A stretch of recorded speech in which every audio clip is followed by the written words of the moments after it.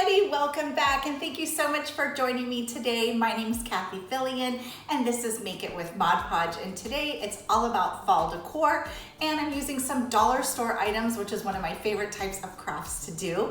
We're going to be making these really fun front door or wall decor, and these surfaces are actually pizza pans from the dollar store, so it's a really great value, $1 for this awesome surface. We did a video like this last holiday season. We made a bunch of Christmassy ones and holiday inspired ones, so I'm going to throw up a picture so you can see those, and it was so popular, so I was like, you know what, let's do some fall ones. They're so fun to make, so inexpensive, and so simple. Now on the ones last year I was using napkins, and this year I'm going to show you how to do them with fabric. So this background here is all fabric, and it's very, very simple to do. And I want to show you, so this one I've got the pumpkin and the flowers, and it's kind of a frou-frou one, but I did make one design that's a little bit more simple, maybe a little bit more streamlined if that's your style. I love this cool plaid for fall. Again, it's so easy. So today I'm going to show you how to take your fabric and attach it to the metal surface.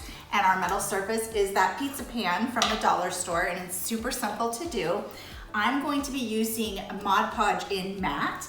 If you have fabric Mod Podge, you could also use fabric Mod Podge for this project, but we're only using a little bit in this. We're not going to be machine washing this, so your matte or your gloss would work well for that too.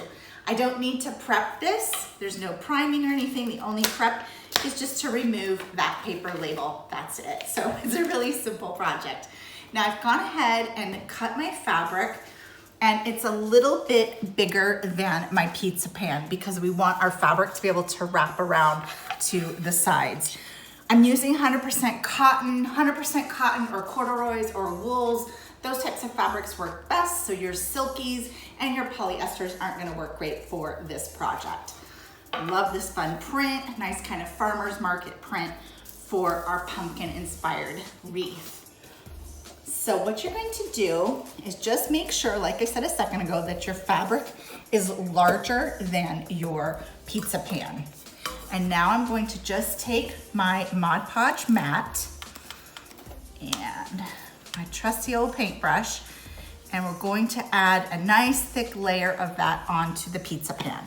And you want to get all of those edges and curves because this fabric is going to magically work around all of these surfaces. Now the fabric is just cut regular, it's not cut on the bias or anything like that, so you don't need to worry about that. I did not pre-wash it. If you were to pre-wash it, you might need to iron it out a little bit if it's fresh out of the dryer. You don't want too many wrinkles. This project is pretty forgiving, so if there's a few creases in your fabric, it's not going to be a big deal. And I want you to see how I'm catching that edge. So I'm going all the way around the edge and all the way in that inner lip area there. And I think that looks pretty good. You don't need too much, you just need a nice coat. Okay, so now we're going to go ahead and put our fabric right on top there and work from the center to the edges, just like so, and push and kind of smooth down at the same time.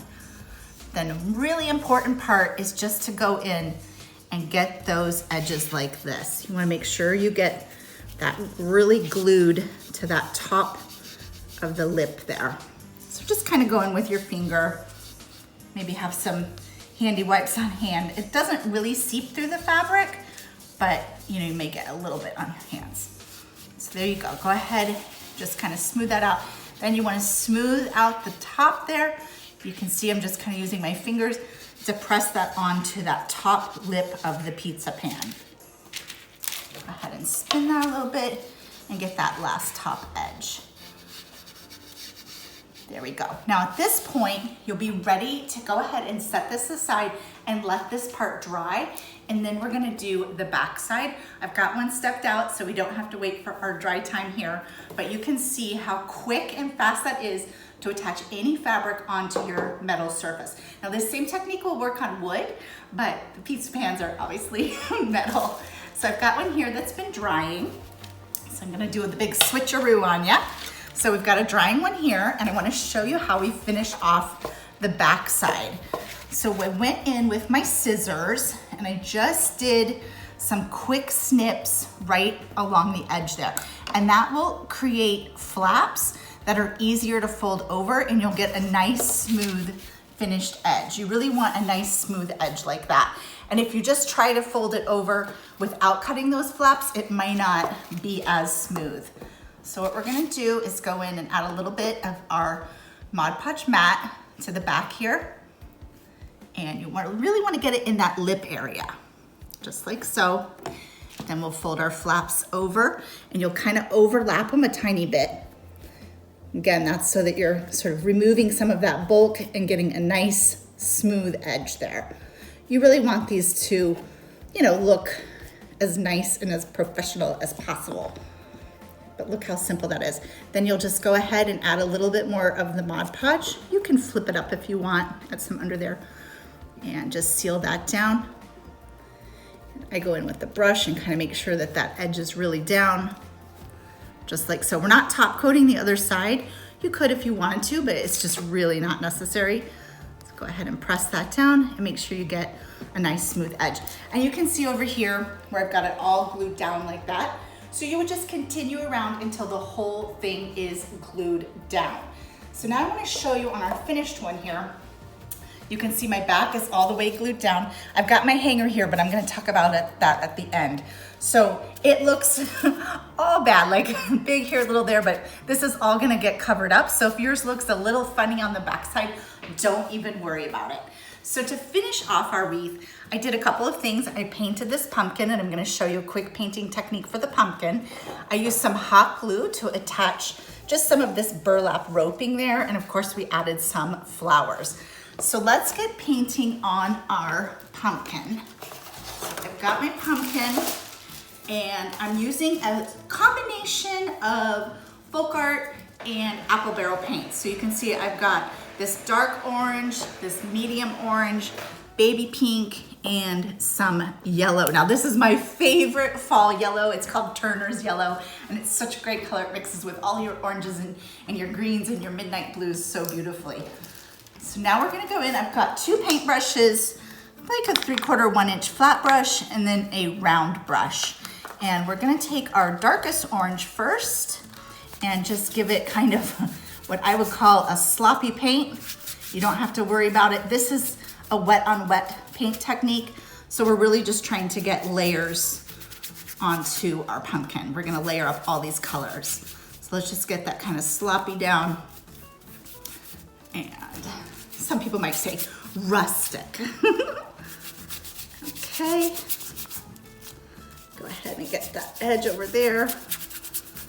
You can see I'm not real worried about getting every single little part because, again, like I said, this is gonna all be layered up. So I've got my dark orange. I'm not even worrying about it. I'm gonna go ahead, same brush, and grab some of that light orange. And let's just bring some of that light orange over, just like so.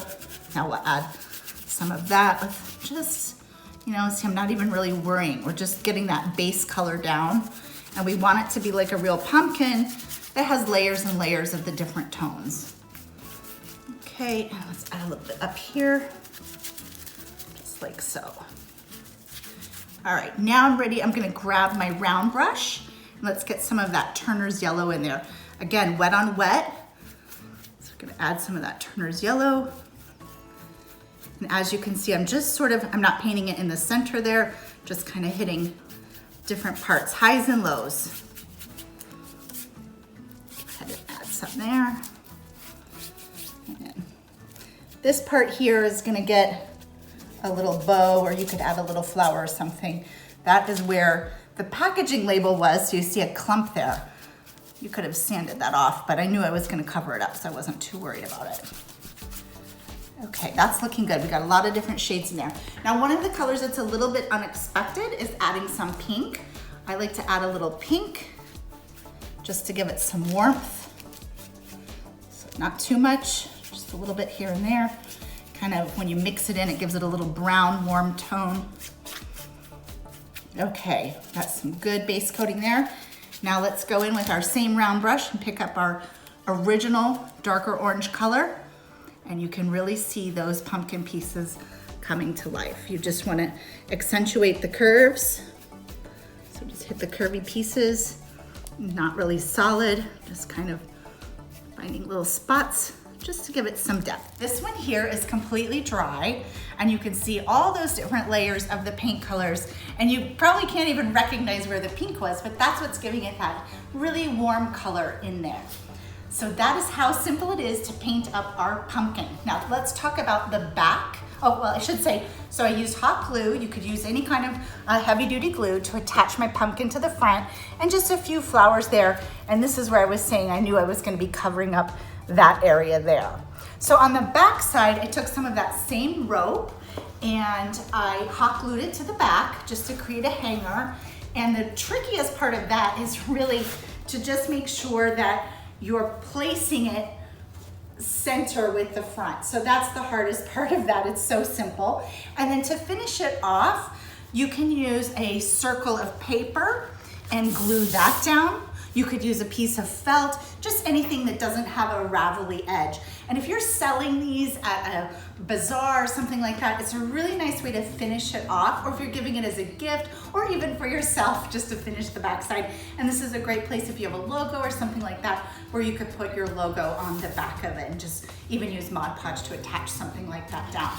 So that's how simple it is to make a pizza pan wreath. And let's look at our welcome wreath really quick. We've got the flannel here. This is 100% cotton flannel that I used. And I have not finished off the back, but it will be the same thing. We'll put the paper down in the hanger. And here we've got our welcome and just some silk flowers. Really simple, easy design. So if you like things more simple and plain, this is a really great inspo for that. Or if you like something a little bit more with some pizzazz and flowers and pumpkins, this is a great example of how you can make that, all using a dollar store pizza pan. Thank you guys so much for joining me today. I hope that these fall decor projects have inspired you to think what you can make with your dollar store treasures. We'll see you back here next week with another video. Make sure you use the hashtags Plaid Crafts and Mod Podge so that everyone at Plaid can see what you're making. We'll see you next time.